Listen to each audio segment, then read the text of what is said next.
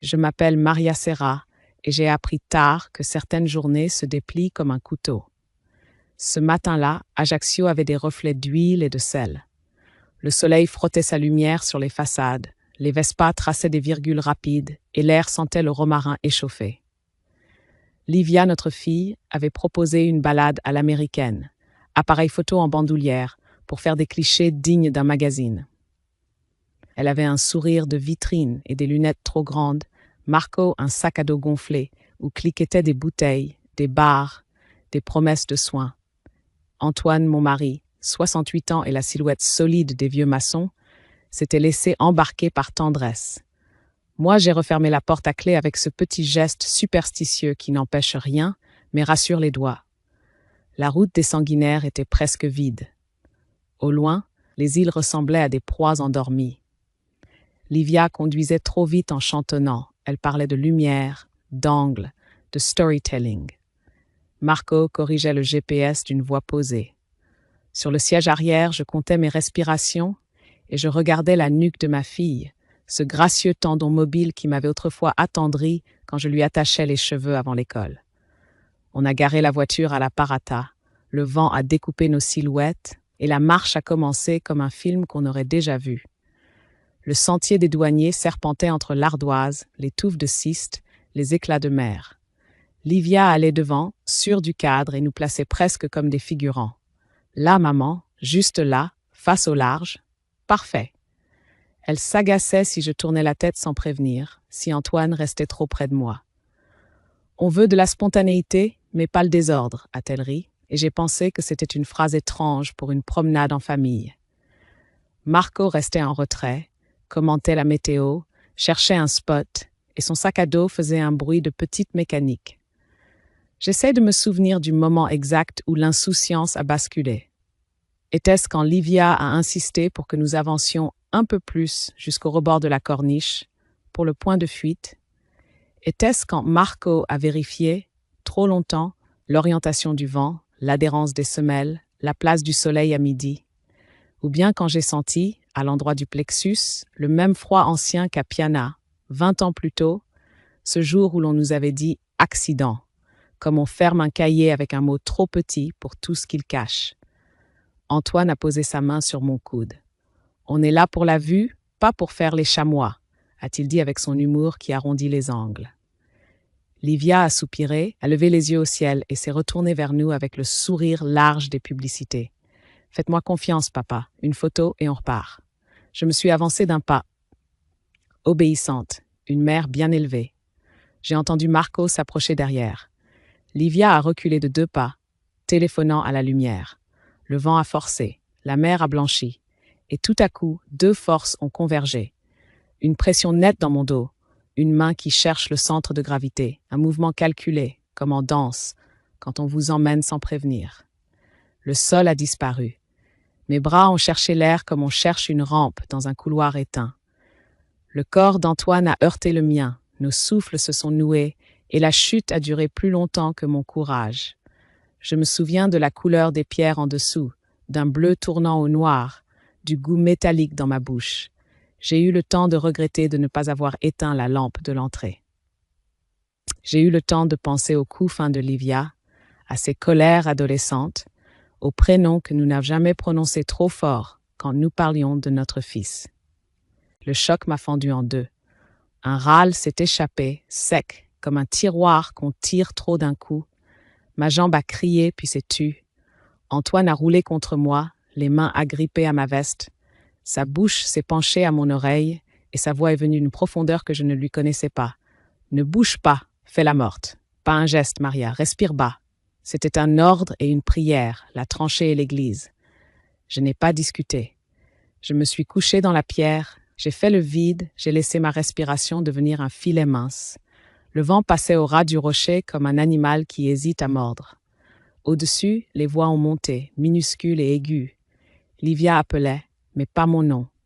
Elle appelait à l'aide. Elle répétait « chute, accident ». Ils ont glissé, comme si les mots devaient calibrer la scène. Marco parlait de réseau, de secours. Des pas rapides se sont approchés du bord, puis éloignés, puis revenus. Entre 2 bourrasques, j'ai entendu une phrase basse. pas pour nous, mais pour le monde qu'ils imaginaient déjà. Il faudra dire qu'on a tout fait pour les retenir. C'était propre, c'était prêt. Antoine n'a pas bougé. Son épaule saignait, je le sentais poisser sous ma joue. Il a murmuré de nouveau, très lentement, comme on dicte à un enfant, « Reste, laisse-les parler ». Le ciel s'est réduit à un rectangle sec. Le temps a changé d'épaisseur. Je n'étais plus une femme, j'étais un objet posé entre deux phrases, une respiration contrôlée dans un récit écrit par d'autres. Puis un sifflement, là-haut. Puis, plus prouve, la sirène. Le clignotement orange des secours a léché la roche et je me suis surprise à penser à la nappe blanche de notre table à la maison, à la façon dont j'essaie toujours de la repasser pour effacer les plis, alors que certains plis ne partent jamais. Les silhouettes rouges se sont ancrées autour de nous avec l'assurance des gens qui connaissent le terrain. Une voix a dit « Elle respire ». Une autre « Le bassin, la jambe ». Quelqu'un a posé un masque sur mon visage. Quelqu'un a touché la carotide d'Antoine. J'ai ouvert une seconde mes paupières, juste assez pour que sa main trouve la mienne. Il n'a pas souri. Ses yeux avaient cette lumière fixe des décisions irrévocables. « On ne dit rien, Maria », a-t-il soufflé. Pas encore. On nous a sanglés, hissés, traités avec cette douceur technique des professionnels. Je sentais le sel se mêler au sang, le monde reprendre ses lois, la pesanteur faire son métier sans méchanceté. En haut, au bord, Livia pleurait avec des sanglots ronds, ceux que l'on cale pour un public. Marco expliquait, appuyait, montrait où la chaussure a ripé. On nous a chargés. Le ciel s'est mis à défiler, les voix ont changé d'écho. Je me suis laissé emporter. À l'hôpital de la Miséricorde, les néons ont remplacé le ciel. Pendant qu'on m'installait, j'ai gardé les yeux clos, comme un animal feint la torpeur pour s'extraire du piège. Derrière le rideau, une voix de femme, pas une parente, pas une voisine, une voix professionnelle, murmurait un horaire, un protocole. Et entre deux chuchotis, j'ai cru reconnaître, glissant comme un poisson, l'intonation de ma fille. C'était comme pour Ricardo. Le prénom a traversé mon torse comme un clou sans tête. J'ai serré la main d'Antoine. Sa peau m'a répondu une fois. Je me suis promis d'apprendre à respirer plus doucement encore, assez pour que le mensonge se fatigue tout seul. On dit qu'en Corse, la mère garde mémoire de ce qu'on lui confie. Ce jour-là, dans un lit à barreaux, j'ai décidé de confier ma vérité au temps, aux procédures, à l'attention d'une inconnue nommée Inès, qui avait l'oreille au bon endroit. Ma fille avait voulu une photo parfaite au bord du vide. J'étais vivante, et pour la première fois depuis longtemps, j'étais plus à sa place dans le cadre. J'étais hors champ. C'est là parfois que commence une histoire. Le service des urgences avait une odeur de désinfectant et de linge tiède. On m'a glissé sur un brancard. Les draps froissés chuchotaient des choses simples, et j'ai choisi de ne pas répondre. Fermer les yeux, c'était ma première décision droite depuis des années. Je laissais flotter au-dessus de moi le plafond aux dalles blanches, la barre de perfusion, le bip régulier qui certifiait que je tenais la ligne. Mon bassin brûlait, ma jambe lançait des signaux secs, mais la douleur, pour une fois, n'était pas l'ennemi. Elle me retenait à terre comme une ancre. À travers le rideau, un pas de femme allait et venait, précis, sans hâte. Elle a dit son prénom à une collègue, Inès. Je l'ai gardée en mémoire avec la netteté d'un chiffre juste. Sa voix n'appartenait ni au théâtre, ni aux pleurs. Elle rangeait la réalité à sa place. Elle a vérifié l'étiquette au poignet, a noté la tension, a rajusté la couverture sans faire de bruit, comme on borde un enfant qui refuse le sommeil. Elle m'a appelée Madame Serra, d'un ton qui n'attendait pas de réponse, puis s'est effacée dans la rumeur régulière du service. Un autre pas, plus nerveux, a brossé le sol. Livia. Les parfums n'ont pas besoin de présenter leur carte d'identité. Elle s'est penchée de l'autre côté du rideau, a soufflé quelque chose à quelqu'un, pas à moi. Puis sa voix s'est assise dans un registre qu'elle réserve aux gens qui peuvent écrire des choses officielles. Ils ont glissé. Le vent, le rocher. On la sentait prête, ciselée. Marco ajoutait les adverbes, la politesse, la modestie des héros de planche contact. On a tout fait pour les retenir. J'ai respiré plus bas, comme l'eau dans les rochers à marée descendante. Antoine a été installé non loin, séparé par une cloison mobile. Sa respiration, je la reconnaissais entre mille, une si douce qui ne cède pas. Lorsqu'on l'a amené, son brancard a heurté le mien. Un frémissement a traversé le drap. Sa main a trouvé le bord du mien. Pas un mot. Il avait déjà tout dit sur la falaise. Ne bouge pas. Alors je n'ai pas bougé, même quand une douleur plus ronde s'est installée au bas de mon dos. Inès a demandé, presque pour elle-même, « Douleur à combien ?» J'ai laissé ma bouche immobile. Elle a noté, « Douleur évaluée, patient peu réactif, vigilance conservée. » Ce langage-là me convenait. Il disait sans trahir. Plus tard, la rumeur a changé. Les gendarmes, avec leurs pas sûrs, ont posé des questions dans le couloir.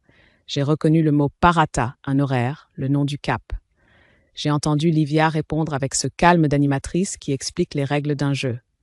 On venait pour des photos. Maman a voulu avancer, j'ai dit non.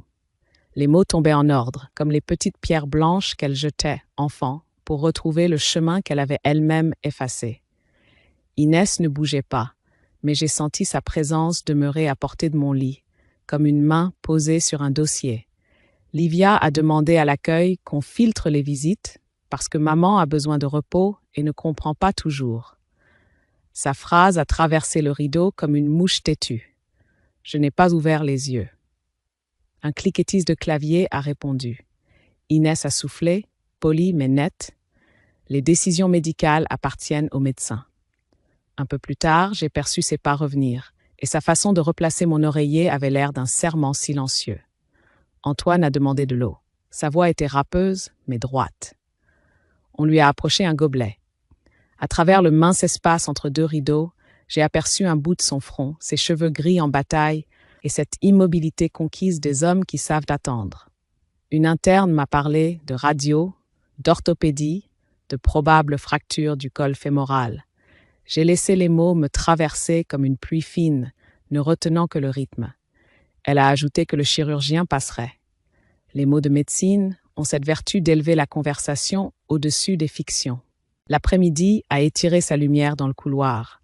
Des bottes ont crissé, des chariots ont cliqueté. À un moment, Inès s'est penchée très près de moi, croyant sans doute que je dormais pour de bon. Sa voix, comme un fil, a déposé une certitude à côté de mon oreille. Je ne laisserai pas isoler votre chambre sans avis. Elle ne s'adressait pas à moi, et pourtant, c'est à moi qu'elle parlait. J'ai serré imperceptiblement le bord du drap. Cette promesse, minuscule, a remis du sol sous mon lit. Livia est revenue plus tard. Elle sentait le sel froid et une trace sèche de larmes. Elle a cru murmurer, mais les mots ont une acoustique capricieuse dans les services où tout résonne. C'était comme pour Ricardo. Elle n'a pas ajouté de verbe, elle n'en avait pas besoin. Le prénom a trouvé en moi la place qu'on refuse toujours de libérer aux morts. Ricardo, notre fils, 20 ans plus tôt, à Piana. Une dalle. Une version unique. Une plaque qu'on ne soulève plus. Le couloir a aspiré la phrase comme une bouffée d'air. Inès, quelque part, a arrêté son pas, l'a repris, est allée noter l'heure sur un coin de papier. Je ne l'ai pas vue, je l'ai su. La soirée est tombée, lourde de bleu. On m'a transférée dans une chambre à 2 lits. Antoine, plâtré, a été hissé avec moi. Les rideaux ouverts sur nos visages, nous avons échangé un regard sans phrase. Il avait cette petite ride au coin de l'œil gauche qui n'apparaît que lorsqu'il a bien peur, mais ne s'affole pas. Son pouce a frôlé le drap, 1 centimètre par 1 centimètre, jusqu'à toucher le mien. « Tiens », a-t-il dit, non avec sa bouche, mais avec la peau. J'ai tenu. Plus tard, une nuit en pointillé s'est posée. Entre 2 contrôles, j'ai entendu les gendarmes repasser, les voix basses, techniques, évoquer l'audition des proches, la topographie, le vent annoncé, force 4. Livia a proposé des noms de témoins, des horaires, un calendrier qui lui convenait. Marco a parlé de chaussures, de grippe, d'algues. Un officier a demandé leur téléphone pour lever des doutes sur l'heure et l'itinéraire. Le sac à dos a crissé quand on l'a ouvert. Une fermeture éclair a gémi comme un aveu. Au petit matin, j'ai ouvert un instant les yeux. Inès faisait l'inventaire de la chambre. Perfusion, antalgique, consentement pour l'imagerie. Elle a croisé mon regard sans sursauter, a posé son stylo et a dit d'une voix ordinaire « Bonjour, Madame Serra ». Cette simplicité m'a sauvée de l'excès. J'ai hoché très légèrement la tête, assez pour qu'elle sache que j'étais là. Elle a parlé d'un ton neutre. On va contrôler la douleur. Des examens encore, puis on vous installe dans un service plus calme.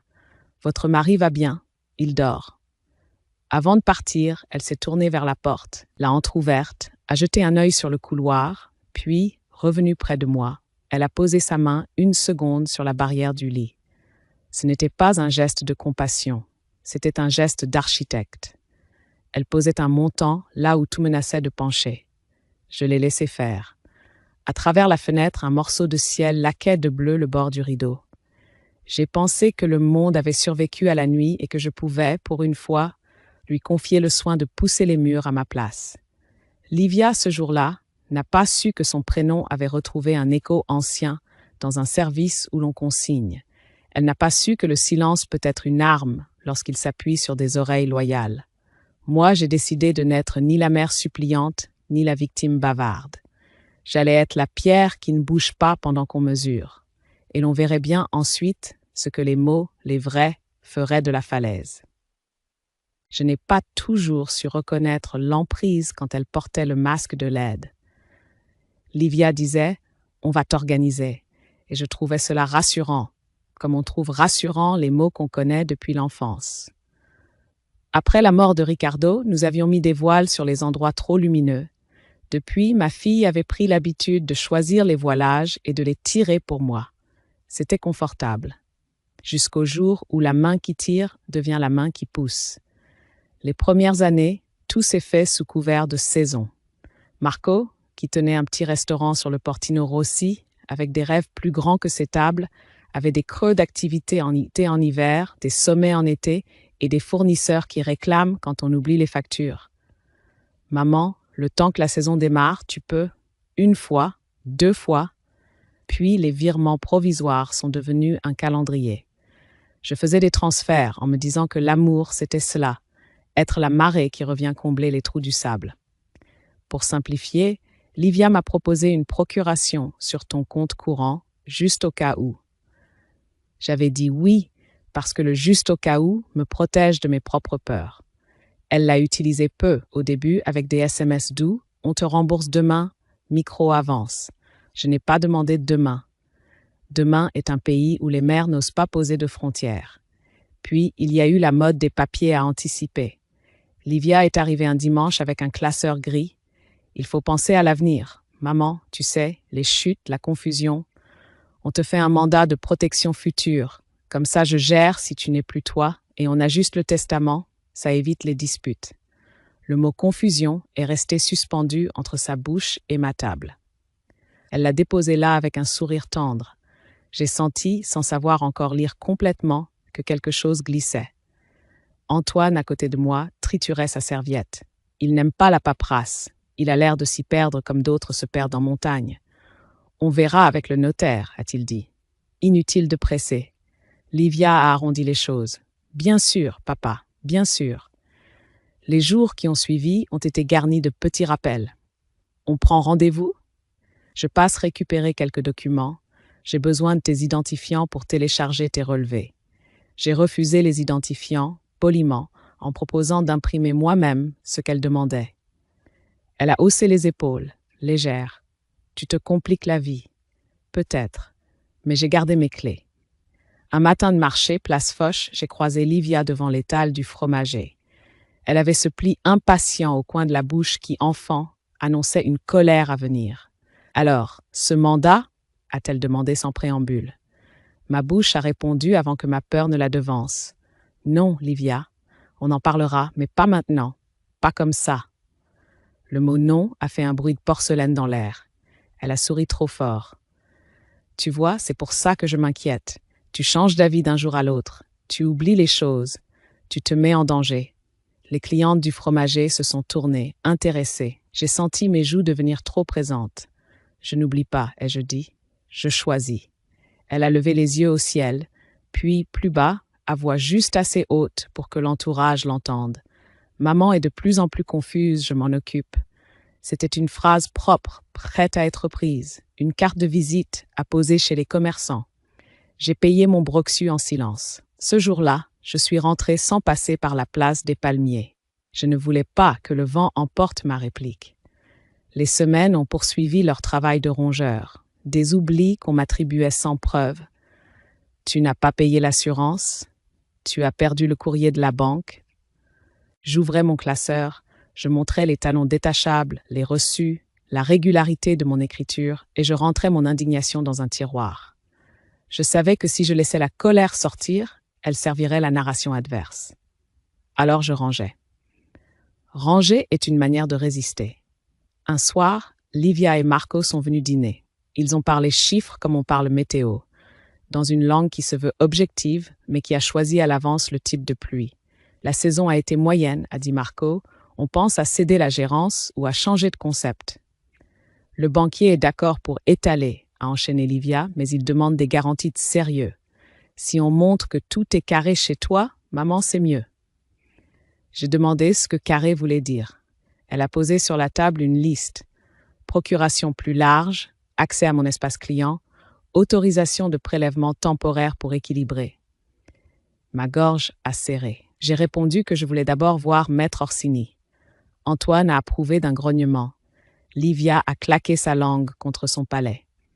Toujours compliqué, a-t-elle tranché, avec ce sourire pour la forme qui se veut élégant mais qui coupe. Le lendemain, j'ai pris rendez-vous avec le notaire. Non pour signer, pour comprendre comment on tient debout dans la forêt des mots. Il m'a expliqué la différence entre prévoir et abandonner, entre s'organiser et se démettre. J'ai entendu, pour la première fois, que l'amour ne s'écrit pas dans les délégations générales, mais dans les gestes précis. En sortant, j'ai acheté un classeur neuf. J'ai écrit sur la tranche « Preuve de ma clarté ». C'était pas poétique, c'était nécessaire. La tension alors a changé de nature. Livia a commencé à parler de moi au passé en ma présence. Maman était si organisée. Elle disait « était », comme on dit, avant les orages. Elle commentait mes oublis inventés devant des voisins, la bouche chargée de sollicitude. Je sentais dans les regards une hésitation polie. On croyait ma fille, bien sûr. Elle parlait vite, elle savait aligner les éléments, elle disait « s'occuper ». Moi, j'avais 62 ans et je n'aimais pas me justifier au milieu des melons. Un samedi, sur la place du Diamant, elle a insisté pour m'accompagner à la banque. On verra Marion, comme ça on gagne du temps. Je n'ai pas refusé. Je voulais constater. Devant le guichet, Livia a répondu à 2 questions qu'on m'adressait, avec cette aisance de chef d'orchestre qui distribue les entrées. Oui, maman préfère. J'ai levé une main. Je préférerais si je confirme. Marion a compris, a posé ses yeux sur moi. Nous parlerons avec madame seule, si elle le souhaite. Livia a haussé les sourcils, vexée. Nous ne sommes pas entrés. J'ai noté la scène, le soir dans mon carnet, heure comprise. Écrire, c'est poser un clou dans le mur. On pourra y suspendre quelque chose plus tard. La friction s'est envenimée le jour où j'ai dit clairement non au mandat de protection future. Chez moi, autour d'un café, Livia a laissé tomber sa voix basse pour une diction blanche, celle des procès-verbaux. « Très bien, quand tu ne reconnaîtras plus les rues, ne viens pas dire que je t'abandonne. » Antoine s'est levé, lentement, a ramassé les tasses.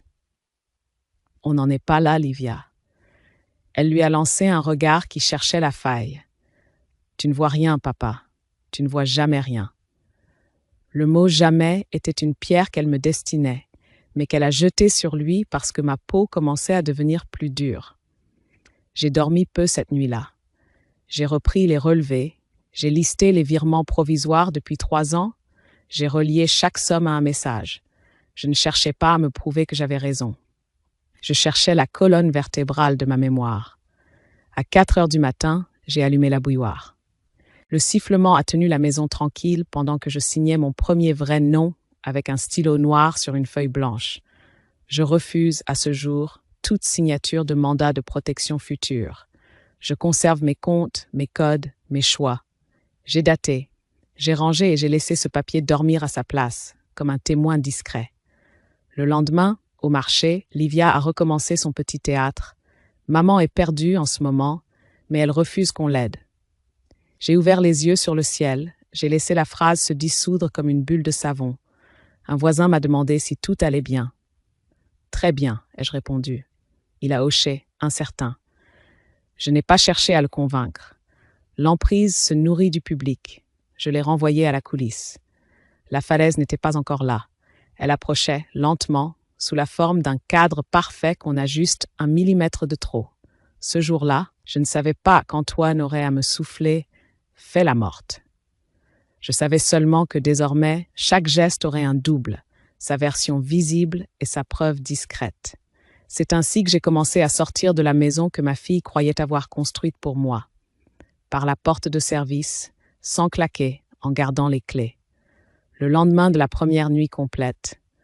Une nuit coupée de vérification et de lumière blanche, mais une nuit quand même. J'ai demandé un téléphone, pas pour parler, pour commencer la mise en ordre. Je me suis souvenu d'une phrase de mon père. On ne dresse pas des murs, on aligne des pierres. J'ai ouvert mon carnet mental et j'ai posé la première. J'ai composé le numéro de la banque d'Ajaccio. Marion a reconnu ma voix. Elle a voulu des nouvelles. J'ai répondu avec la politesse utile. Je suis suivie, mais présente. Nous allons modifier des accès. Elle n'a pas posé de questions de trop. J'ai dit les mots un à un, comme on passe un guet. Révocation de toute procuration en cours. Double authentification obligatoire pour toute opération sensible. Note au dossier. Aucune information à un tiers sans mandat écrit. Signature originale vérifiée et appel de confirmation sur mon numéro principal. Alerte SMS pour tout virement au-delà d'un seuil que nous avons fixé ensemble. Elle a ponctué par un « très bien, Madame Serra » qui sonnait comme un clic de serrure. Puis elle a envoyé sur mon téléphone un récapitulatif signé numériquement. Je l'ai relu 2 fois. Les phrases courtes tiennent mieux en cas de vent. À peine avais-je raccroché qu'une alerte est apparue. Tentative de connexion à mon espace client depuis un appareil non reconnu. Refusé. Un petit rectangle bleu disait calmement que la porte s'était fermée. J'ai fait une capture d'écran. Marion m'a rappelé d'elle-même. Nous avons renforcé le profil. Aucun mouvement ne passera sans votre voix. J'ai remercié. Ma respiration a retrouvé 2 centimètres de profondeur. J'ai ensuite appelé l'étude de Maître Orsini. Sa secrétaire m'a mise en attente, puis sa voix claire a rempli ma chambre comme une lumière tiède. Je lui ai expliqué sobrement l'anniversaire de la falaise, les maladresses de ma fille, le passé qu'on n'avait jamais osé ouvrir, les insistances sur mes comptes, la pression pour le mandat de protection futur. Il n'a pas commenté l'intime. Il a placé des mots de métier droits et nets. Nous allons consigner votre décision d'encadrer toute aide financière. Rappelez que vous refusez à ce jour toute délégation générale et tout mandat de protection futur. Je vous conseille également de faire constater les messages et tentatives d'accès par un commissaire de justice. Quant aux relations avec votre fille, nous les basculerons, si nécessaire, vers une avocate pour filtrer les échanges. J'ai dit oui à tout. Oui, parce que l'ossature me manquait et qu'il venait de me prêter une colonne vertébrale en papier timbré. Il a rédigé un courrier que j'ai relu à l'écran. Phrases serrées, datées, adressées à qui de droit? Banque, famille et moi-même. À la fin, une ligne m'a touché plus que prévu. La porte demeure ouverte à une médiation familiale ultérieure, hors pression financière. La douceur exacte des juristes quand ils savent qu'on a encore besoin d'un avenir. Le commissaire de justice a été joignable dans l'heure. Une femme, Mantovani, qui parlait vite et notait plus vite. Elle est venue l'après-midi même au bras d'un agent hospitalier avec l'autorisation du service. Gants, masque, neutralité parfaite. Elle a photographié mon téléphone, les alertes de connexion, les messages reçus, certains trop sucrés pour être honnêtes, d'autres cassants comme des vers mal posés. Elle a demandé l'heure, a relevé les numéros, a enregistré un procès-verbal en ma présence, m'en a lu les passages clés, puis a fait signer, tamponner, dater. Quand elle a rangé son stylo, je me suis sentie moins friable. Les choses avaient un poids. Elles n'étaient plus seulement des impressions. Ensuite, j'ai appelé l'avocate que m'avait recommandée Orsini, Maître Colonna. Sa voix avait des angles doux. Elle a demandé peu et bien. Quel fait, quelle date, quelle pièce? Je lui ai envoyé depuis le téléphone de l'hôpital les copies du constat, la lettre de la banque et un bref résumé ligne à ligne. Elle a conclu « Je rédige une mise au point courtoise à votre fille et son mari. À partir de maintenant, toute demande les concernant passe par moi, par écrit. Vous ne répondez pas à chaud. Je vous protège du bruit. » Le bruit, justement, a tenté d'entrer par une autre fenêtre. Vers 18h, Livia a laissé un message vocal saturé de bonne volonté. « Maman, on a besoin de régler 2 ou 3 urgences pour la saison. Donne-moi juste tes codes, on ne va pas chipoter. Je gère, tu sais bien. J'ai respiré, j'ai enregistré, j'ai transféré le fichier à Maître Colonna. 2 minutes plus tard, un autre message, plus court, plus dur. Ne joue pas avec notre travail. En bas de l'écran, une nouvelle alerte de la banque. Tentative de virement, échec, authentification. La ruse avait été pensée pour hier. J'ai demandé à Inès, qui entrait pour vérifier ma perfusion, de baisser un peu le store. La lumière devenait franche, empêchante. « Ça va ?» a-t-elle dit en déposant le brassard de tension. Je l'ai regardée sans parler. Il n'y avait rien à ajouter. Nous savions toutes deux où se range la réalité. Elle a noté l'heure encore. Les bons témoins sont des horloges. Antoine, dans le lit voisin, a bougé un peu. Sa main a cherché la mienne, l'a trouvée. « Tu as fait ?» Il parlait bas, avec ses yeux. J'ai incliné la tête et le sourire a frôlé ses lèvres avant de se recroqueviller. La douleur mordait. Mais je voyais en lui cette paix simple que la préparation apporte aux hommes qui ont bâti des murs. Il savait que les bonnes pierres tenaient. Dans la soirée, Maître Colonna a envoyé son courrier recommandé. 3 pages nettes. Elle rappelait, sans emphase, l'existence d'un constat, la sécurisation de mes comptes, l'absence de mandat de protection, l'inutilité de toute pression ou diffamation et l'ouverture conditionnelle d'une médiation. À la fin, une phrase horizontale. « Dorénavant, vos sollicitations s'adressent exclusivement à mon cabinet. » Je l'ai lue à haute voix dans ma tête. Elle ne sonnait pas comme une gifle. Elle avait la douceur ferme d'une porte qui s'ajuste.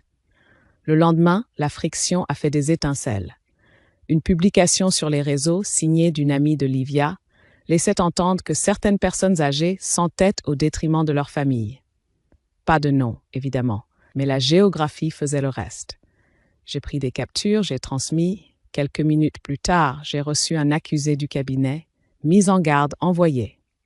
Dans le même temps, une nouvelle tentative de connexion à ma banque a déclenché l'alerte. Marion m'a appelé, nous verrouillons davantage et nous notons les IP suspects.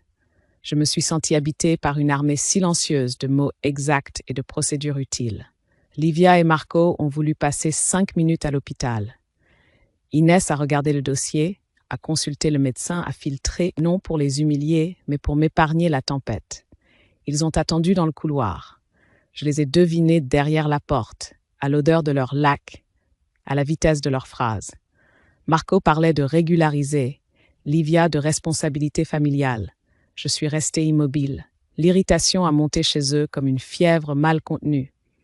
Marco a tapé un SMS. « Tu te mets hors de ta famille. » J'ai classé le message sous preuve sans le relire. Classer, c'est respirer. En fin d'après-midi, Orsini m'a renvoyé le courrier officiel consignant mes décisions, refus de délégation, encadrement des aides, rappel de ma capacité pleine et entière. Il n'y avait sur ces pages aucune colère, juste des lignes droites, des dates, des signatures. Je les ai regardées comme on regarde un chantier qui prend forme. Ce n'est pas beau comme un tableau, c'est solide comme une maison. Avant de m'endormir, j'ai pensé à Piana, à l'ombre du rocher où le prénom de Ricardo s'était emmuré dans nos bouches. Si je n'avais pas eu la patience d'aujourd'hui, j'aurais peut-être crié là-bas, au bord. Mais le cri nourrit la scène de l'autre. Le constat, lui, nourrit la mienne. Demain viendraient les gendarmes, les questions, la mécanique des causes. Ce soir, j'avais ma petite topographie intérieure, des verrous posés, un notaire, une avocate, un commissaire de justice, une conseillère bancaire et Inès, l'oreille juste, qui fermait la porte avec douceur. Tout cela tenait déjà comme un muret de pierres sèches entre la falaise et moi. Le matin suivant, les gendarmes ont demandé à nous entendre au calme. Un capitaine à la voix mate, Landry, a poussé la porte avec un respect rare pour les charnières. Il a posé son carnet sur le guéridon, a vérifié ma perfusion d'un coup d'œil comme s'il avait appris, avec le métier, à ne pas écarter la douleur de l'équation. « Nous allons procéder simplement, Madame Serra. Vous me dites ce que vous pouvez, sans effort. » J'ai hoché, et l'air est entré, régulier, comme on remplit un verre sans renverser. Je lui ai parlé de la route, du sac à dos de Marco qui cliquetait, du pas de Livia qui cadence les autres, de cette insistance sur encore un peu pour la vue. Je n'ai pas prononcé d'accusation, j'ai livré des faits. Leandri a noté des heures approximatives, a demandé la place de chacun au bord, a voulu savoir qui avait proposé la photo, qui avait dit le dernier mot. Je lui ai répondu comme on trace un croquis. Ligne nette, pas de hachure. Quand je lui ai dit la phrase d'Antoine, « Ne bouge pas, fais la morte », il a relevé la tête une seconde, puis s'est remis à écrire, plus vite. Les bons enquêteurs savent reconnaître l'instinct qui sauve. Antoine, dans le lit voisin, a confirmé avec l'économie qu'il a pour tout. 3 phrases, un geste de la main pour montrer la direction, le mot « pousser » prononcé comme on prononce « mur ». Son épaule, bandée, avait la dignité des choses réparables. Landry lui a demandé s'il avait senti une main. « Pas senti, su », a répondu Antoine. Je l'ai aimé de poser le verbe sur la table comme un outil bien choisi. Plus tard, une technicienne a pris nos vêtements en scellé. Inès a noté les heures, a joint les fiches, a regardé sans regarder la tristesse qui colle toujours aux poches quand on les vide hors de chez soi. Elle avait ce tact de marée qui vient sans bruit après le gros temps. Je l'ai bénie silencieusement de n'être ni juge ni confidente, juste une présence exacte au bon endroit. À midi, capitaine Landry est revenu avec un collègue. « Nous allons récupérer les téléphones de votre fille et de son mari », a-t-il dit. « Nous procéderons à des vérifications de géolocalisation et d'horodatage de clichés. Ce sont des gestes de routine. » Le mot « routine » m'a rassuré comme une couverture. La vérité aime la routine. Elle s'y installe, elle s'y montre. Dans l'après-midi, l'orthopédiste est passé, fracture sous-capitale, intervention demain matin, prothèse partielle probable. Sa voix n'avait pas d'angle inutile. Il a ajouté « La douleur, on la dompte, vous serez tenu ». Je lui ai dit merci pour le verbe. Être tenu, j'en avais besoin pour tout, pas seulement pour l'os. À 16 heures, une interne s'est approchée, un peu gênée. On vous demande en audition complémentaire, très courte, pour préciser 2 détails. Leandri a posé cette fois des questions sur la veille de la balade. Repérage, échange de messages. J'ai parlé de Livia qui montre des moodboards de coucher de soleil, de Marco qui parle d'orientation du vent, de l'heure parfaite, midi pile pour un contre-jour spectaculaire. Je n'avais pas remarqué alors la netteté stratégique de ces mots. Aujourd'hui, ils claquaient comme des drapeaux. Le soir, les réseaux ont commencé leur petit vacarme. Une photo de Livia, les yeux rougis devant l'hôpital, légende, pensée pour tous ceux qui aident des parents qui ne comprennent plus. Un océan de cœur, de courage, de tu es forte. J'ai senti l'irritation monter à la surface, prête à chercher une bouche. Je l'ai renvoyée au fond, comme on repousse une bouée trop voyante. Capture d'écran, heure, envoi à Maître Colonna. Sa réponse a suivi, staccato. Mise en garde transmise, diffamation potentielle, ne réagissez pas. La nuit précédant l'opération a eu un goût de métal. Antoine s'est penché au bord de sa douleur et m'a raconté peu un souvenir de Piana qu'il n'avait jamais dit. Livia, à 18 ans, le pas trop franc sur la roche, Ricardo qui plaisante, la main brusque de sa sœur sur son épaule pour rire. Rien ne prouvait rien. Tout dessinait une ligne. « J'ai gardé ça dans le ventre, Maria », a-t-il murmuré. J'ai compris que son « ne bouge pas » de la falaise venait de loin, d'une ancienne lâcheté qu'il s'était juré de ne pas répéter. Le lendemain, au lever du jour, l'équipe est venue me chercher. Inès m'a serré brièvement la main comme on serre un nœud pour qu'il tienne. Au bloc, la lumière a effacé les bords, l'anesthésie a été un trou propre, sans cauchemar. En salle de réveil, j'ai cherché d'abord la gravité. Elle était revenue à sa place. Quand on m'a reconduite, un message de Maître Colonna m'attendait. Téléphone saisi, données en cours d'extraction. Témoin soignant prêt à tester des propos entendus. Le mot témoin a été une couverture chaude sur mes épaules. Dans l'après-midi, Leandri a fait une halte à notre chambre. Les premiers éléments ne confortent pas un simple accident. Itinéraire désintéressé la veille au soir, repérage au même endroit.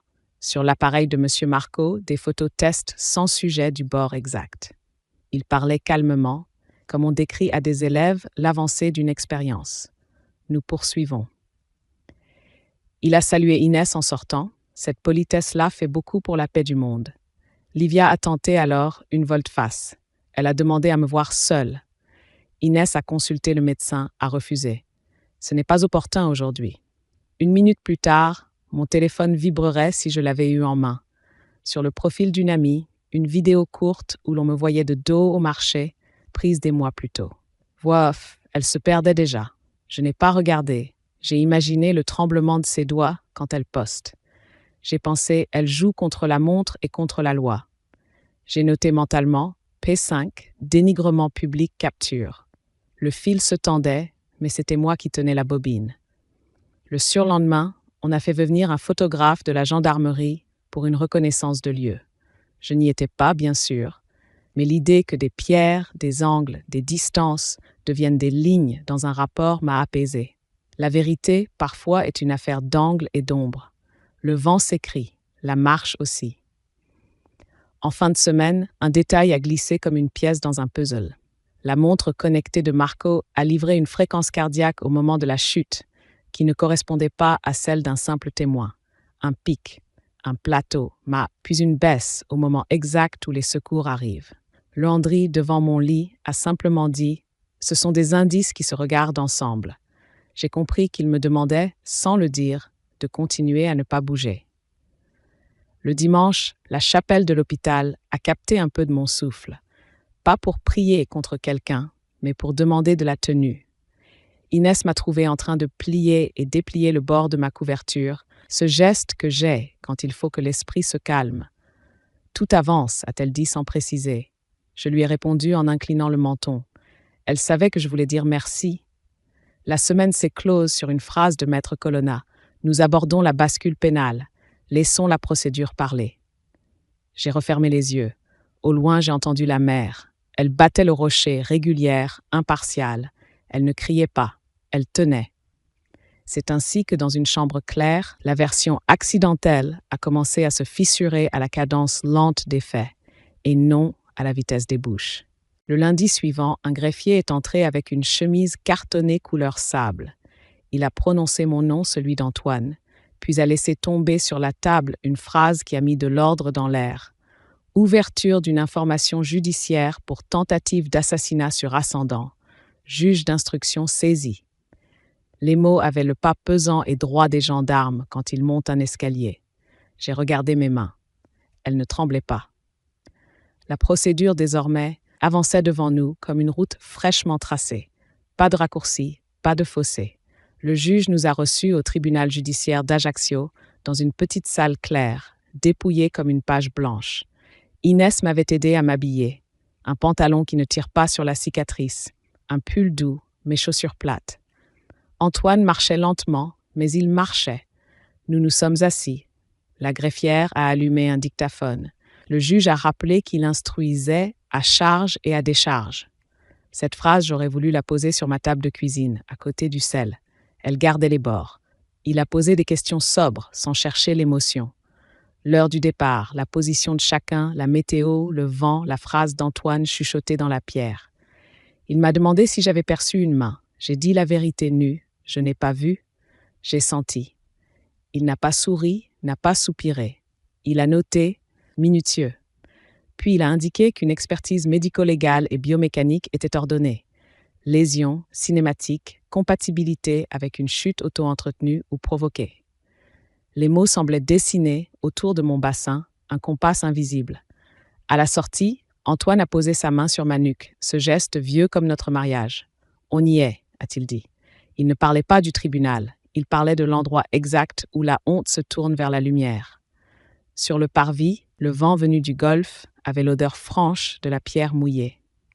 Les jours suivants ont été rythmés par les rendez-vous d'expertise. Un médecin légiste nous a reçus dans une pièce où la propreté n'avait pas besoin d'être démontrée. Il a mesuré, palpé, photographié, comparé. Mon hématome au flanc droit, la trace sur l'omoplate, la fracture sous-capitale, impact latéral avec composante postérieure, a-t-il conclu à voix basse, plus pour lui que pour nous. Pour Antoine, épaules, côtes, dermabrasion en grappe sur l'avant-bras comme des griffures de roche. L'expert a demandé, presque distrait. « Droitière ?» J'ai dit oui. Il a hoché, a pris des notes. Je me suis sentie traversée par un calme neuf. Mon corps parlait sans moi. Une autre expertise plus étrange a suivi. Un ingénieur en biomécanique, casque en main comme s'il revenait d'un chantier, a déroulé sur un écran la topographie exacte de la Parata, modélisation 3D à l'appui. Il a joint nos tailles, nos masses, l'inclinaison du rocher, la direction du vent, puis a montré deux courbes, chute par glissade et chute par poussée.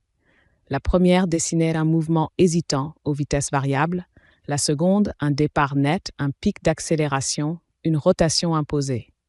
Les lésions de Madame Serra sont compatibles avec le second scénario et la symétrie des traces sur Monsieur suggère un contact violent initial. Il s'est interrompu, conscient qu'il s'adressait à des gens qui ne sont pas des schémas. Ce sont des indices. Nous ne sommes pas le jugement. Pendant ces heures-là, la mémoire d'Antoine s'est mise à parler d'elle-même, comme une source trouve enfin sa sortie. Le soir, à l'hôpital, il a murmuré sans chercher à se protéger. « Piana ». Le mot a rempli la chambre d'une absence. Il a raconté, par morceaux, par silence, cette vieille journée trop claire. Livia, 18 ans, marchant en avant, Ricardo à quelques mètres derrière, des chamailleries de rien, une main posée trop fort sur une épaule pour faire peur, puis la dalle, puis la version unique, puis les gendarmes, puis le mot « accident » prononcé par nous, répété par d'autres, jusqu'à ce qu'il devienne vrai comme une pierre. J'ai laissé faire la pierre, Maria. Il n'a pas pleuré. J'ai tenu sa main comme un bâton. Je savais qu'il ne fallait pas chercher ce soir-là à démêler le blé du faux. Il fallait l'entendre jusqu'au bout.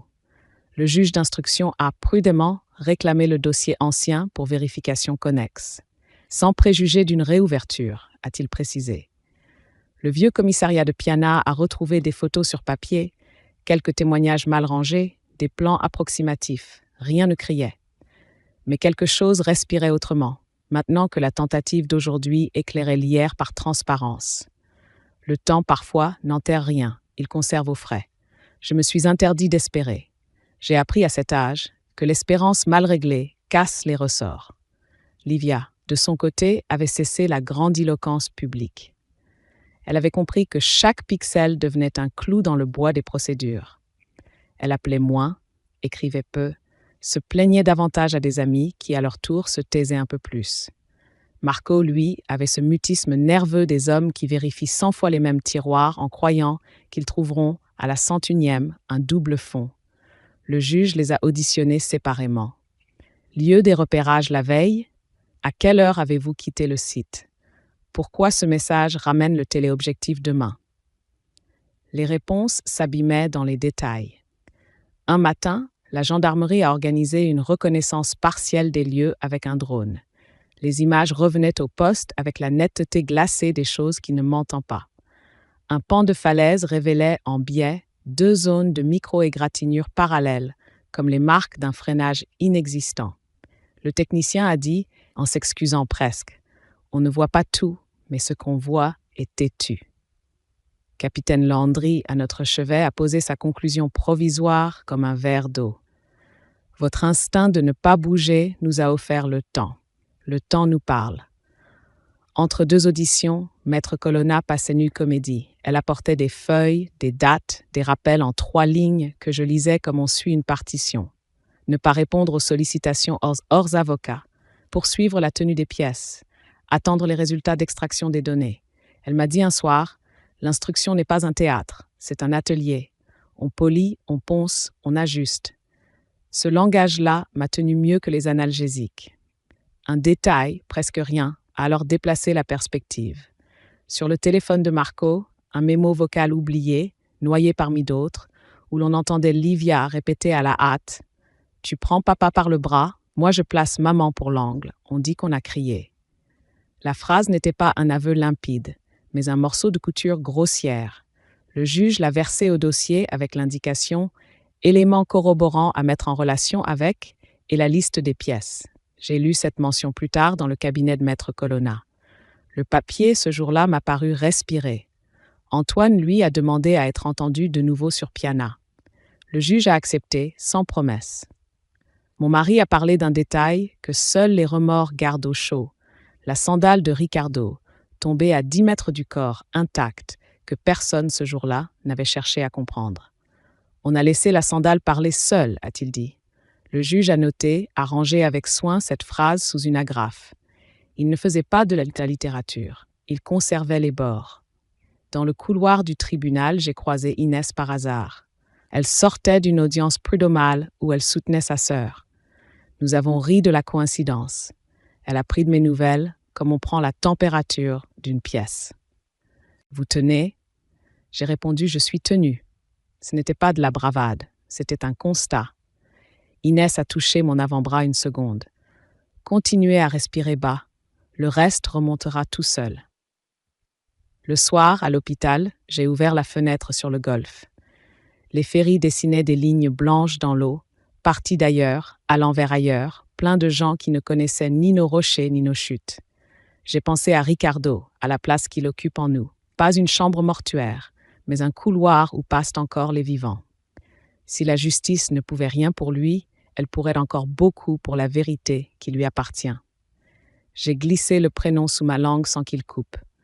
La semaine s'est close sur une convocation lapidaire.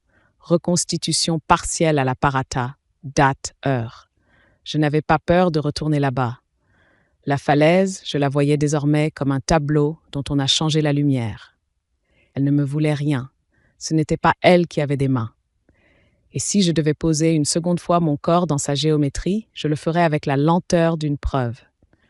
Le passé peut-être ne rend pas, mais il est clair. Et dans cette lumière-là, je décidais chaque jour un peu plus de ne pas laisser ma fille écrire la légende sous nos vies. Maître Colonna m'avait prévenu, si Livia accepte une rencontre, ce sera chez le notaire, porte ouverte, pas de théâtre.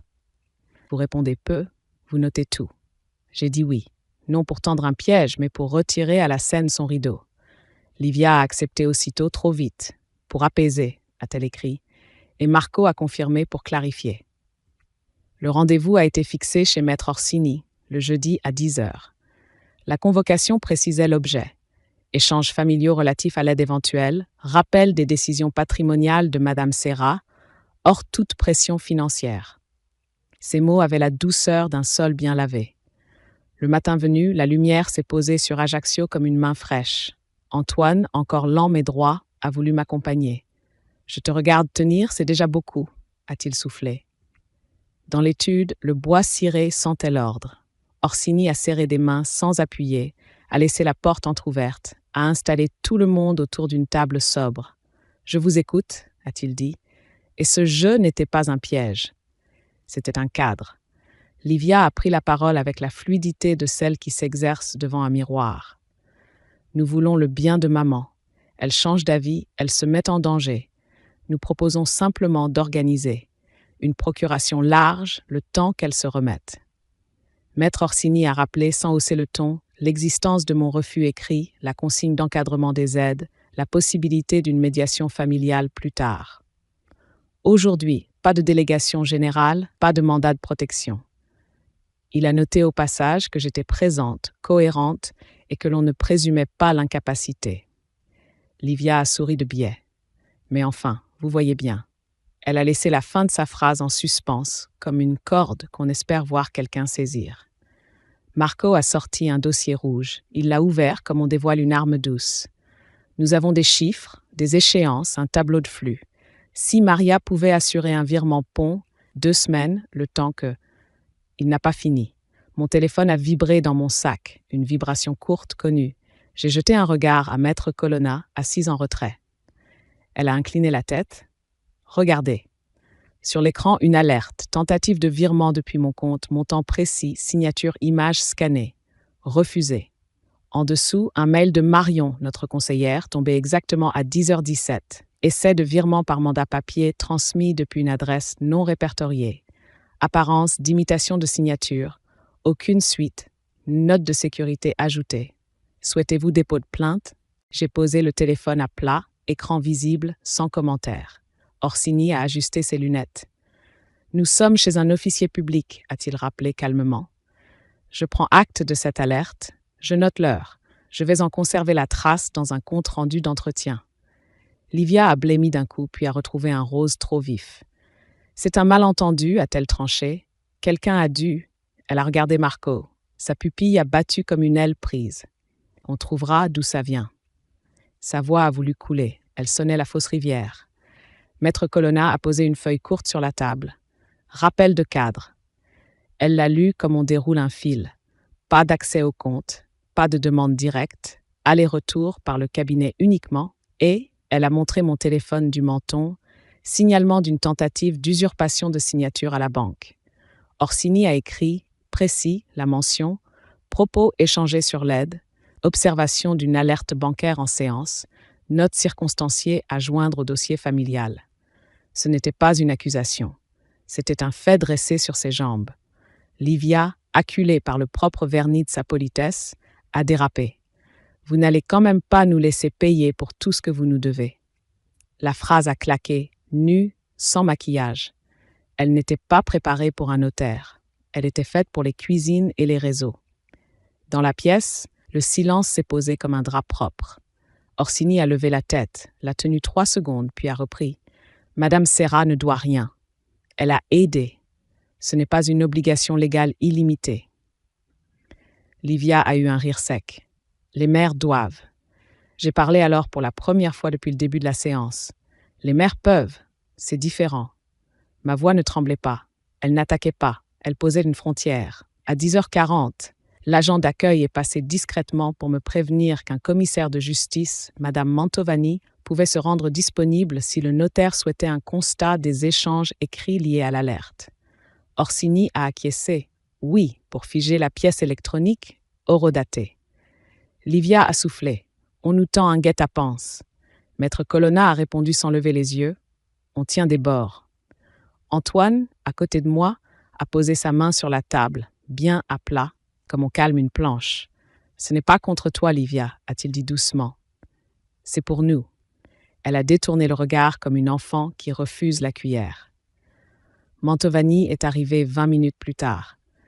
Elle a capturé l'écran de mon téléphone, relevé les métadonnées du mail de la banque, noté l'heure de la séance, les présents, l'identité d'Orsini. Son stylo allait vite, sans agressivité. Je ne commente pas, je fige, a-t-elle rappelé. Livia s'est tassée dans sa chaise. Marco a joué avec le capuchon d'un stylo, geste d'homme qui cherche un bouton annulé dans une pièce où il n'y a que des témoins. La fin de la rencontre a été simple. Orsini a relu sa note, chacun a dit rien à ajouter, sauf Livia qui a lancé en se levant « J'espère que vous serez aussi carré quand vous aurez besoin de nous ». Maître Colonna s'est contenté d'un « Nous prenons acte de vos mots ». Nous sommes sortis par la lumière du porche. Dans la rue, la ville continuait. Enfants, poussettes, gens pressés. Je me suis dit que l'existence a parfois la bonté de se poursuivre loin des drames qu'on lui propose. À peine rentré, j'ai reçu un appel de Marion. Je préfère que vous le sachiez de ma voix.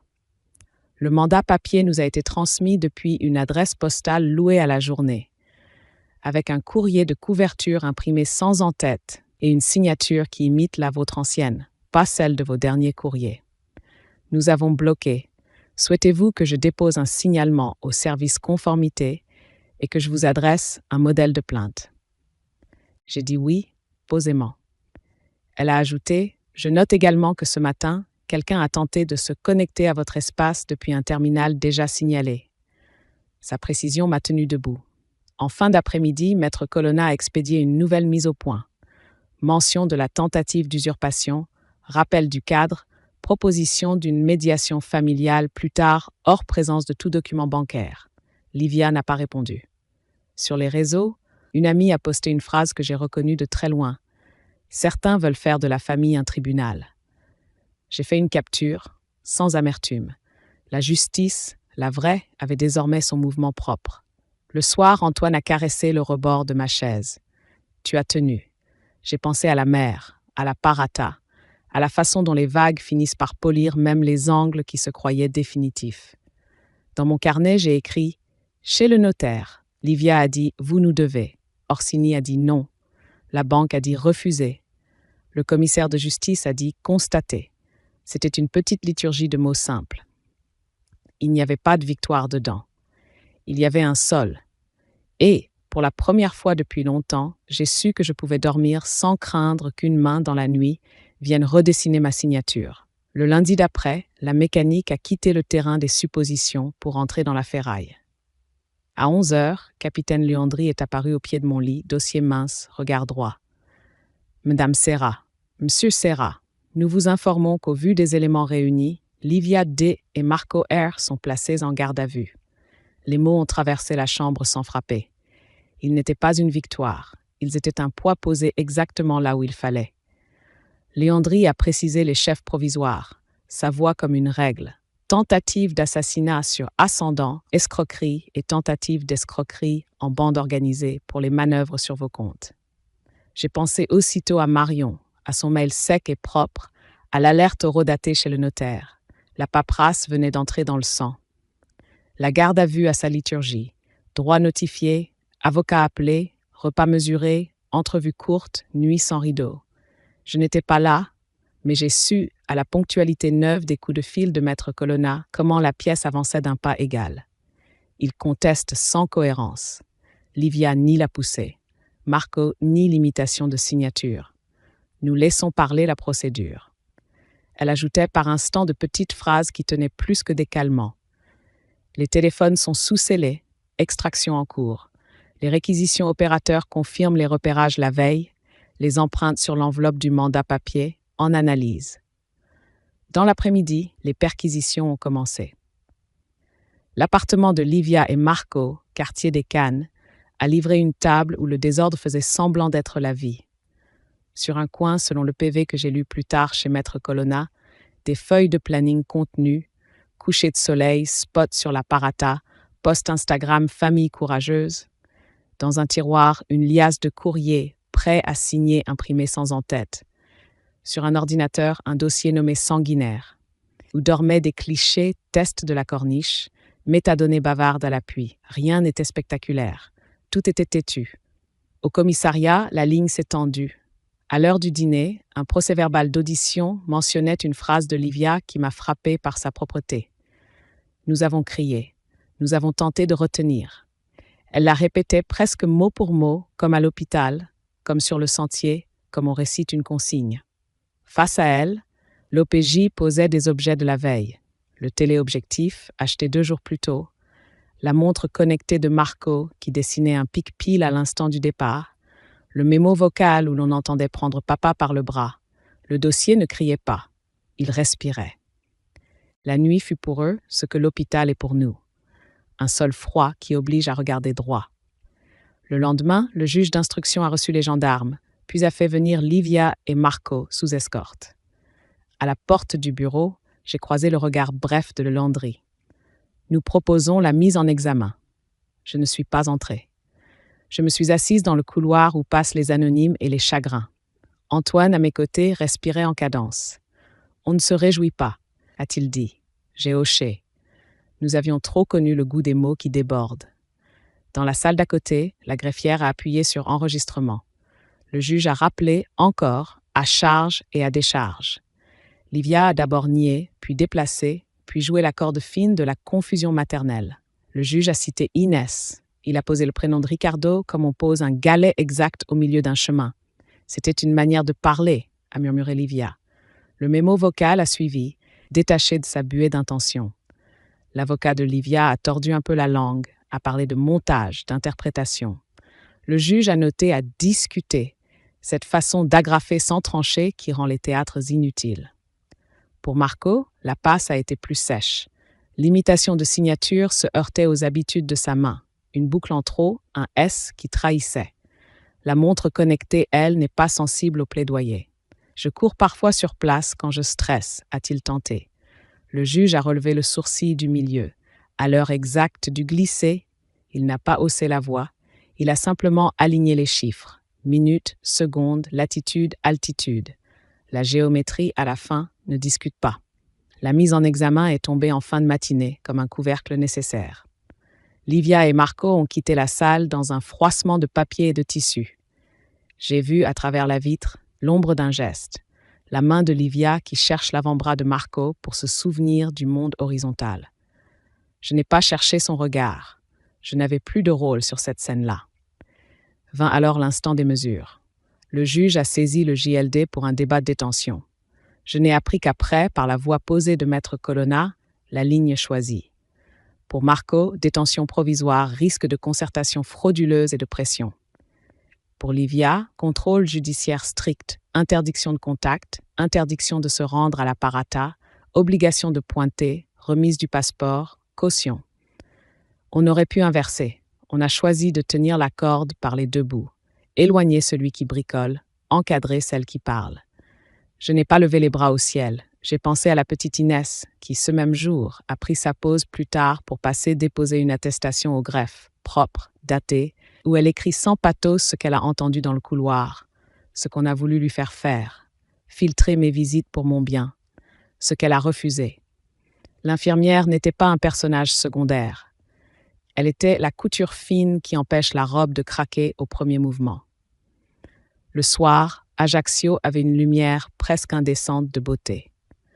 Les ferries traçaient des entailles blanches vers des terres qui n'étaient pas la nôtre.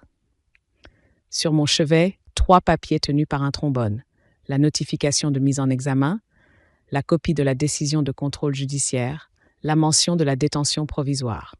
Je les ai lus comme on relit une recette apprise trop tard. Farine, eau, temps. Rien n'est bon sans temps. Au fil des jours, d'autres pièces se sont rangées. Un voisin de Livia a signalé aux gendarmes avoir transporté la veille de la balade un trépied pour faire des essais de photos de nuit. Détail sans éclat, mais heure notée. La location à la journée d'une boîte postale utilisée pour envoyer le mandat papier.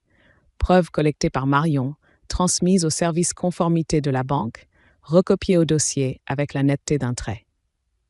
Je n'avais pas à les collectionner. Je les regardais s'assembler comme on regarde un mur prendre de la hauteur, sans hâte et sans illusion de décor. Une fois, dans un silence plein, Antoine a dit « Et Ricardo ?» Le juge avait demandé des vérifications connexes, rien de plus, mais en nous, le prénom était devenu une lampe de veille. « On verra ce que le temps accepte », ai-je répondu. Je n'ai pas menti, je n'ai pas promis. L'instruction d'aujourd'hui n'a pas pour mission de corriger hier, seulement de l'éclairer assez pour que demain tienne. À la fin de la semaine, Landry est revenu. Il a posé sa main à plat sur le dossier, geste d'homme qui prend la mesure du bois. Nous poursuivons.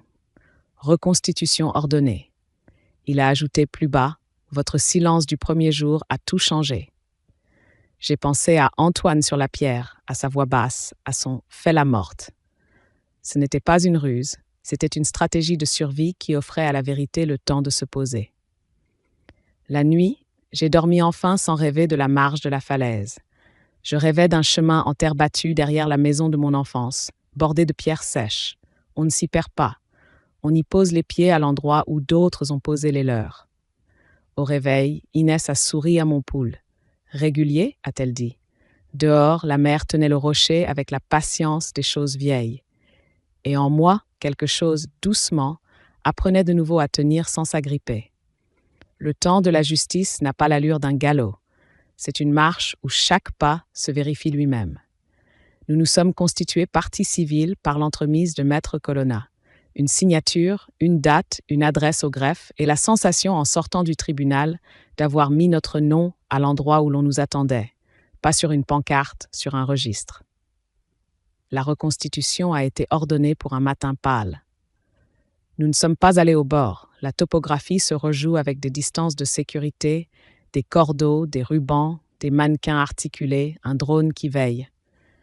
Capitaine Landry dirigeait l'orchestre sans la moindre emphase. Les techniciens accrochaient des marqueurs aux pierres comme on pique des épingles sur une étoffe.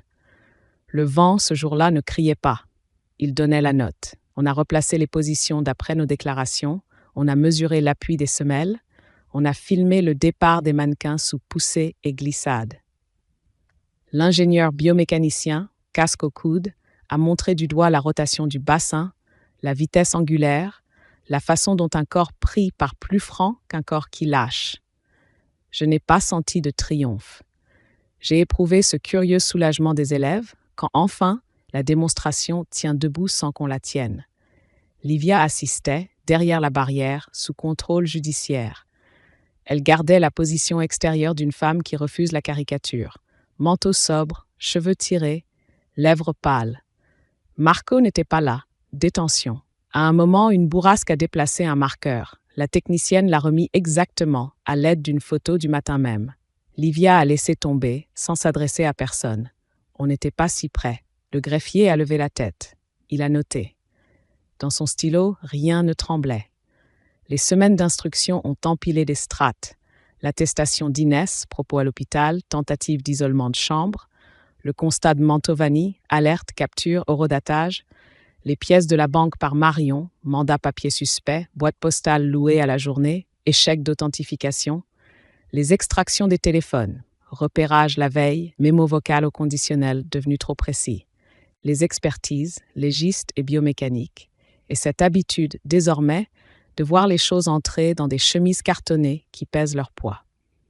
Parfois, un détail se glissait. Le voisin qui se souvient avoir aidé à porter un trépied pour des essais, la facture du téléobjectif 2 jours avant, un itinéraire choisi pour la lumière. Rien n'avait l'arrogance d'une preuve miracle. Tout avait la modestie des faits qui se tiennent par la main. Un jour, le juge d'instruction a évoqué, presque à voix basse, Piana. Vérification faite, le temps a fait son œuvre. Pas de promesses, pas de phrases pour apaiser des fantômes.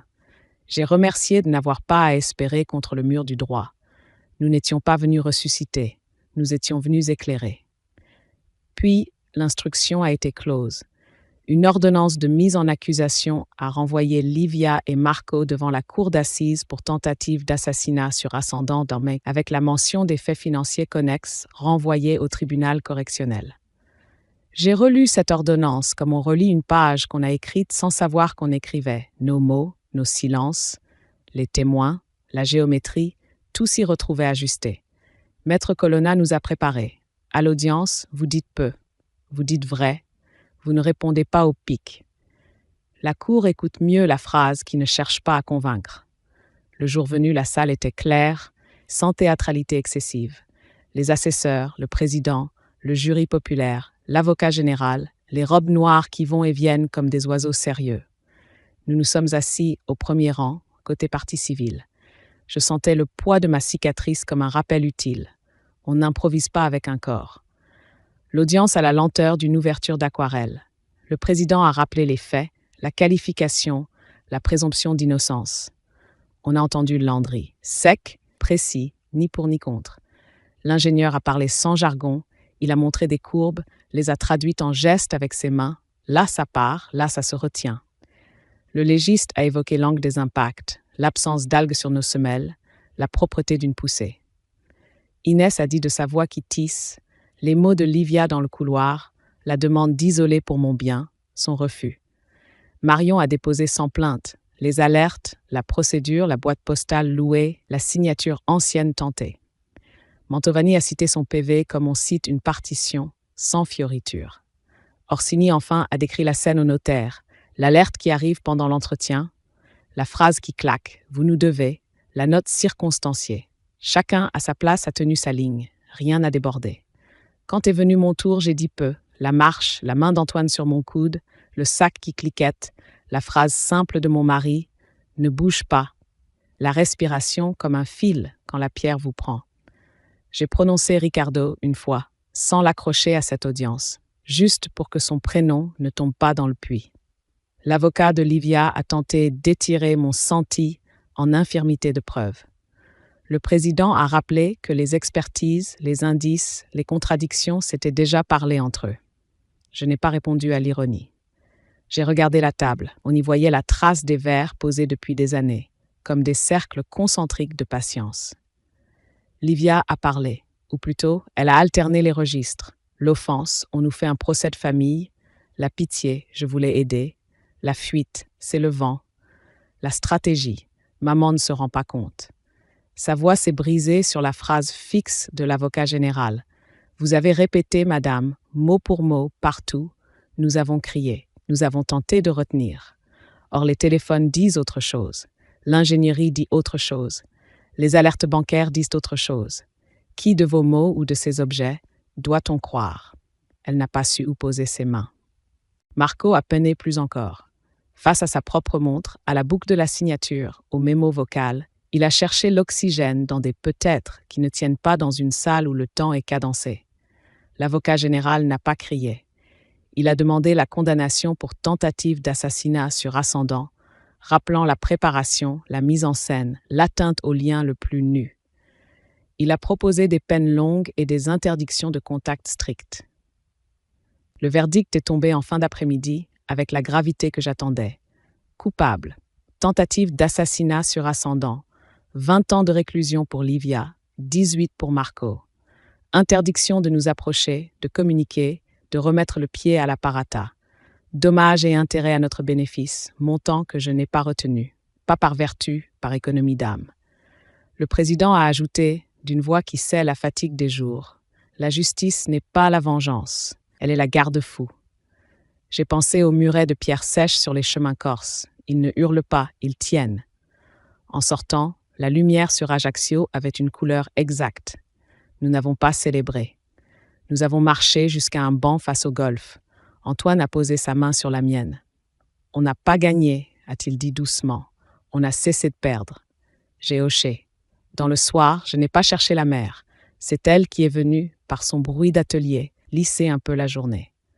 Dans les semaines qui ont suivi, les affaires financières ont été jugées à part. Correction, interdiction professionnelle, remboursement symbolique. Le bruit des réseaux est retombé tout seul. L'algorithme se lasse des tragédies où personne ne danse. Une assistante sociale a demandé si nous voulions un accompagnement psy. J'ai dit que j'avais Inès, les rendez-vous de contrôle, les chemins de terre derrière la maison. Elle a souri. Ça compte. Le soir, parfois, j'ouvre l'ordonnance de mise en accusation et je lis 2 lignes au hasard. Non pour me convaincre, pour vérifier que tout cela a bien existé ailleurs que dans mon corps. Le papier me rassure. Il a la mémoire que les visages oublient. Quant à Ricardo, il reste à sa place. Pas dans un dossier, dans notre cuisine, dans une assiette de figatellu dont il aimait trop le sel. La justice n'a pas le pouvoir de lui rendre la chaise. Elle a eu la décence d'empêcher qu'on renverse la nôtre. À la fin de l'automne, j'ai reçu un calendrier de rendez-vous. Kiné, contrôle orthopédique, consultation de suivi. J'ai rangé les feuillets sous un trombone. Sur la table, mon carnet noir a repris sa place. J'y ai écrit « Nous avons traversé une salle où les mots marchent avec des preuves. Les nôtres n'ont pas crié. Ils ont tenu. » Puis j'ai éteint la lampe. Dans la fenêtre, le golfe faisait ce bruit de fer doux que j'aime. Et pour la première fois depuis des mois, j'ai dormi sans guetter l'ombre d'une main derrière mon épaule. Le temps a repris sa vitesse de croisière. Ni rapide, ni lente, simplement juste. La maison s'est remise à parler bas.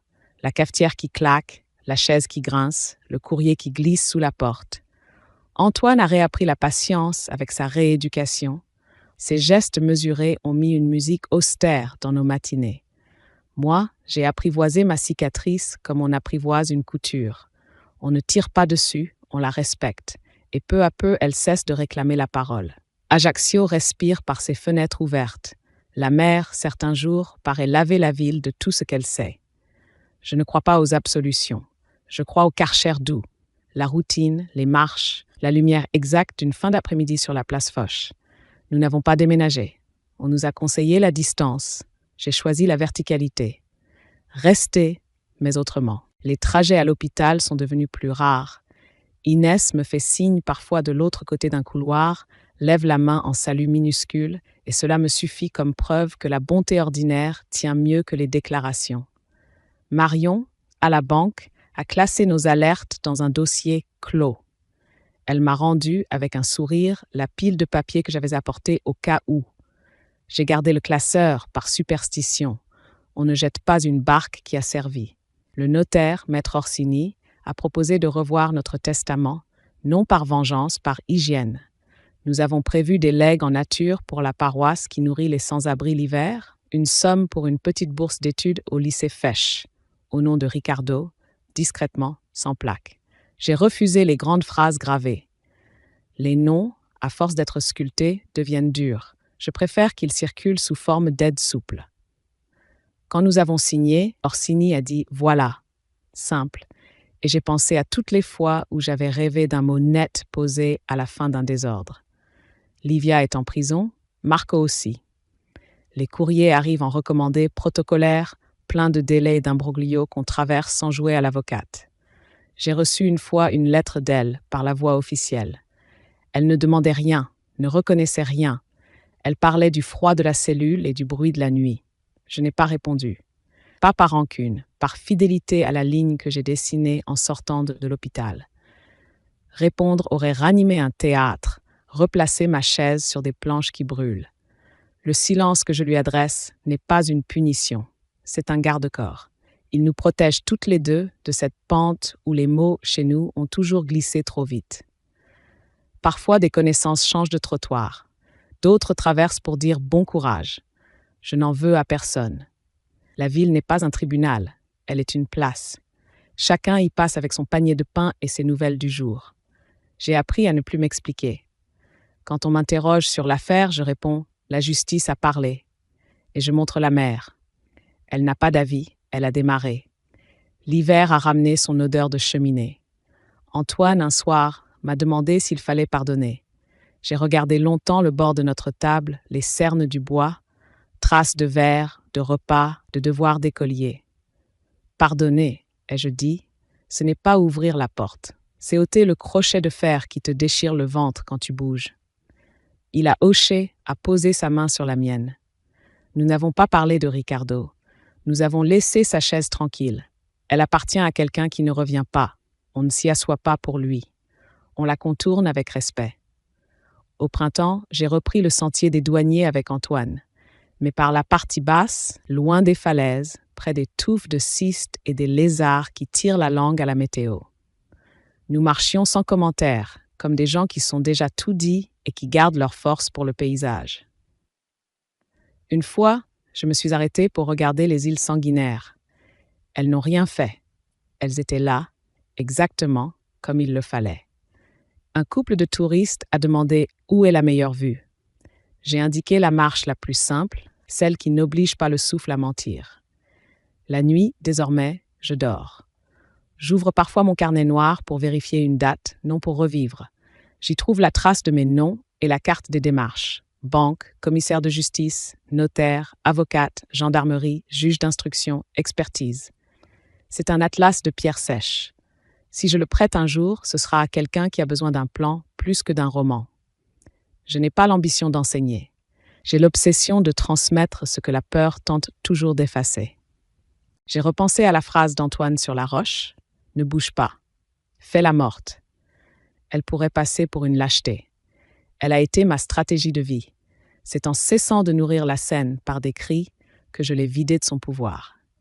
Il m'a fallu l'âge pour comprendre que chez nous, les femmes ne gagnent pas à coups d'éclat, mais par constellation de gestes exacts. On révoque, on constate, on dépose, on signe, on alerte. Et surtout, on refuse d'être la brise qui attise l'incendie des autres. Je ne sais pas de quoi demain sera fait. Les peines se purgent, les contrôles judiciaires se lèvent, les gens reviennent, différents ou identiques. Je n'anticipe ni porte ouverte, ni cadenas supplémentaire. J'ai placé sur notre seuil une pierre plate. Ceux qui entrent savent où poser le pied, et ceux qui hésitent restent dehors, c'est tout. Je n'ai plus peur des rumeurs. Elles ont la durée d'un linge au balcon. Le soleil s'en charge. Quant aux papiers, je continue de les classer. La paperasse, moquée, conspuée, m'a sauvée. Elle ne se met jamais du côté de l'émotion, elle se met du côté du temps. Je garde dans un tiroir l'attestation d'Inès, la note d'Orsini, les mails de Marion, le PV de Mantovani. Non pour les brandir, pour me rappeler que le jour où la falaise s'ouvre sous vos pieds, on peut préférer les cordes aux prières. Je pourrais clore ici avec un plan fixe, la table, 2 tasses, la mer au loin, un ciel qui promet seulement le temps qu'il fait.